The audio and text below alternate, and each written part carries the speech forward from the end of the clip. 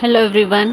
இட்லி தோசையோட என்ன சாப்பிடணும் யோசிக்கிறீங்களா? இந்த நியூ ரெசிபி ட்ரை பண்ணுங்கள். நியூ சட்னி. இதில் தேங்காய் கம்மியாக போடுவோம், பொட்டுக்கடலை உடச்சக்கடலை அதிகமாக போடுவோம். ஒரு மிக்ஸி ஜாரில் தேங்காய் எடுத்துக்கோங்க. அதுலேயே கறி லீவ்ஸ், நிறையா பொட்டுக்கடலை,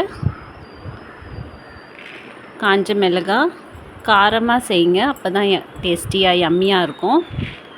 உப்பு போட்டு, இங்கே சின்ன வெங்காயம் பூண்டு சாப்பிட்டா இதில் போடுங்க, சாப்பிட்லன்னா நீங்கள் ஸ்கிப் பண்ணிக்கலாம்.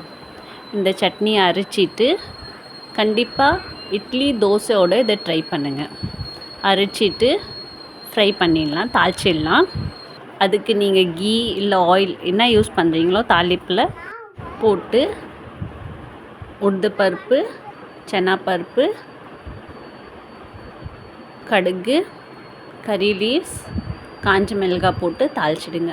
ரொம்ப குயிக்காக யம்மியாக சட்னி ரெடி.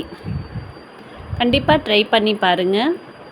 என் சேனலில் கண்டிப்பாக லைக், ஷேர் அண்ட் சப்ஸ்கிரைப் பண்ணுங்கள். இந்த ரெசிபியை ட்ரை பண்ணி கமெண்ட் பண்ணுங்கள் எப்படி வந்தது. கண்டிப்பாக 2 இட்லி சாப்பிட்றவங்க இந்த சட்னியோடு சாப்பிட்டீங்கன்னா 4 இட்லி சாப்பிடுவீங்க. ட்ரை பண்ணி பாருங்கள். என் சேனலை கண்டிப்பாக சப்ஸ்கிரைப் பண்ணுங்கள், கமெண்ட் பண்ணுங்கள், லைக், ஷேர் பண்ணுங்கள். இந்த ரெசிபியை ட்ரை பண்ணுங்கள். Take care. தேங்க்யூ.